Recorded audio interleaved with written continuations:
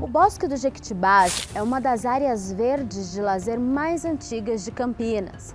O que muita gente não sabe é que ela também é um porto seguro para animais resgatados do tráfico. A venda ilegal de animais é um problema crescente, porque cada vez mais pessoas importam bichos exóticos para a criação. Dados da ONU apontam que 38 milhões de animais são retirados das florestas nacionais todos os anos, e apenas 1 em cada 10 sobrevive à captura e ao transporte. Esse tipo de atividade criminal movimenta cerca de 20 bilhões de dólares anuais no mundo. E o Brasil responde de 10% a 15% do tráfico. O tráfico aqui em Campinas basicamente a maioria é animais silvestres, né? Aves silvestres, né? Macacos também, primatas, né? No último que a gente teve foi a rodoviária, né? Nos pediu apoio. Ela logrou êxito em abordar um veículo. Nesse veículo continha 4 macacos pregos, né? E então a gente foi fazer a questão administrativa, né? É um problema muito grande o tráfico de animais, porque um animal, quando ele é movimentado, né, de uma região para outra, ele pode mudar todo aquele ecossistema, né? Sem falar no risco que pode trazer de doenças. Além do trauma durante a captura, os animais são submetidos a várias práticas agressivas durante o transporte que deixam marcas para a vida inteira. A veterinária do Bosque do Jequitibás, Bianca Mendes, conta sobre a experiência de receber os bichos que têm a sorte de serem resgatados. Os animais que chegam aqui pra gente, né, basicamente, muitos deles estão com as asas cortadas, lixamento de bico incorreto, às vezes até mesmo com a pata amputada, com alimentação incorreta, uma anemia, porque quando a gente trata de um animal silvestre, né, e um animal exótico, a gente tem toda a alimentação adequada. E aí muitas das pessoas pegam o animal e não tem essa conscientização, que existe uma alimentação correta para esses animais. Então muitos deles chegam aqui com sobrepeso, uma anemia, daquilo que eles necessitam para ter uma vida bem aí até ao longo da vida. Muitos animais já chegam aqui com aquele trauma, né, de alguma roupa ou de alguma caixa, de alguma luva ou toalha. Às vezes a gente tem que fazer um condicionamento, né, com algum dos animais, eles já começam com aquele receio, já começa com medo, então a gente vê que o trauma já vem desse momento. Então para eles aí a gente tem que ir trabalhando aos poucos, né, em alguns momentos, para ir perdendo o medo, porque para eles é bem complicado e bem traumático mesmo.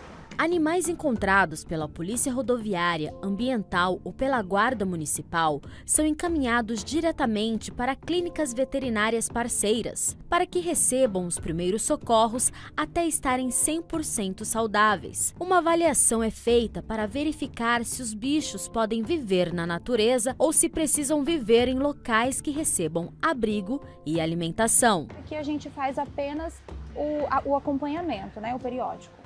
E como que é a introdução alimentar desses animais? Por exemplo, tem os animais que nunca tiveram contato com a natureza.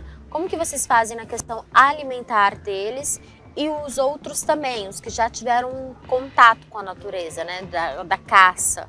Aqui a gente faz todo um preparamento, né, uma adaptação. A gente vai incluindo aos poucos a alimentação que é necessária para ele e aí a gente vai vendo qual que é a dificuldade dele para a gente trabalhar com isso. Os animais que a gente já vê que já é de vida livre, a gente procura já manter aquilo que ele alimentava em questão de frutas, em questão de potássio, cálcio, ferro, então a gente já acostuma ele, mantém esse costume que ele tem, né? E até mesmo alguns animais que são carnívoros, então a gente já dá para eles mesmo carne, para ele ter, não perder aquilo que ele já veio da natureza, né? Criado em 1884, o Bosque do Jequitibás tem mais de 100 mil metros quadrados, repleto de verde, e atualmente tem cerca de 200 animais, entre mamíferos, aves e répteis. Todos os animais que a gente recebe aqui, a gente tenta o máximo possível fazer com que esses animais voltem, né, para a vida livre.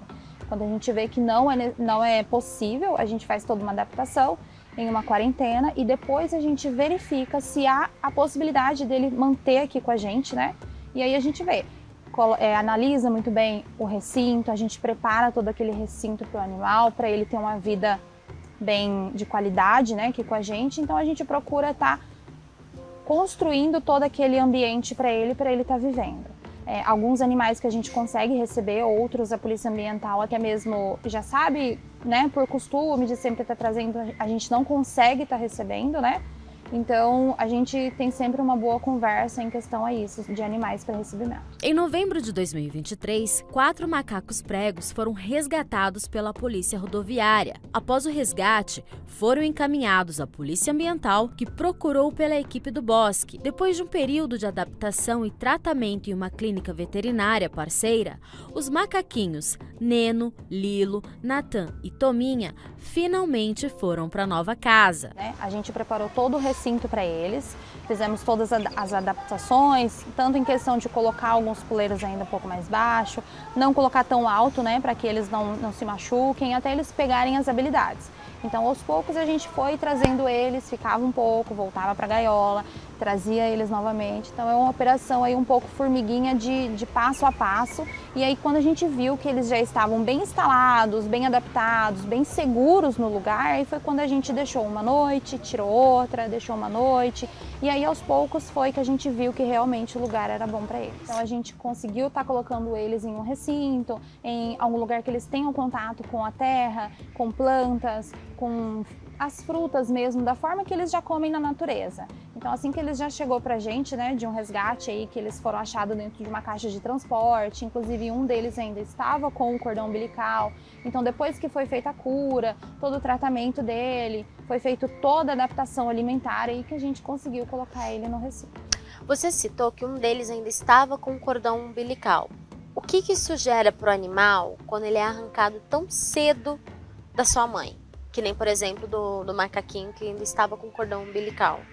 Isso gera imensas consequências, né? Em questão de trauma, a gente vê que ele é um animal humanizado, mas ele não tem tanto adaptação e tanta afeição com os humanos. A gente não consegue pegar ele tanto no colo. Então, é um animal que não tem não teve todas as vitaminas, né?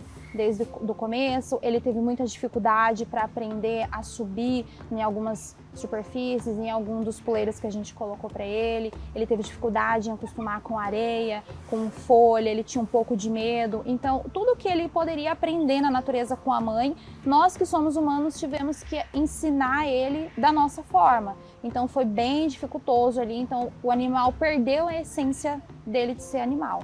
Por causa de alguns, ele foi arrancado, tirado essa primeira experiência, e aí aqui no Bosque ele teve essa reinserção. Isso, a gente conseguiu aí aos poucos estar fazendo essa reinserção com ele, em questão de alimentação, apresentar os alimentos para ele, a descascar uma banana, a comer, a subir nos galhos, a subir. Ele tinha muito medo de galho, ele tinha medo de muitas superfícies, então aos poucos a gente foi apresentando isso a ele. Há quanto tempo eles estão aqui no Bosque? Com a gente aqui eles estão desde janeiro. E aí como que foi essa fase da adaptação, de tirá-los lá da gaiola? Quando que você percebeu que era o momento de poder colocá-los em um recinto maior? Aqui, até mesmo com os outros animais, a gente vai fazendo adaptação aos poucos, né? A gente preparou todo o recinto para eles, fizemos todas as adaptações, tanto em questão de colocar alguns puleiros ainda um pouco mais baixo, não colocar tão alto, né, para que eles não se machuquem, até eles pegarem as habilidades. Então, aos poucos, a gente foi trazendo eles, ficava um pouco, voltava para a gaiola, trazia eles novamente. Então, é uma operação aí um pouco formiguinha de passo a passo. E aí, quando a gente viu que eles já estavam bem instalados, bem adaptados, bem seguros no lugar, aí foi quando a gente deixou uma noite, tirou outra, deixou uma noite. E aí, aos poucos, foi que a gente viu que realmente o lugar era bom para eles. Inclusive, 3 estão aqui e o outro está na ilha. Como que foi? Como que vocês viram essa percepção? O outro ele já é mais distinto de vida livre? O outro ele veio pra gente já maior. Então, acredito que ele já tem um pouco mais de 1 ano.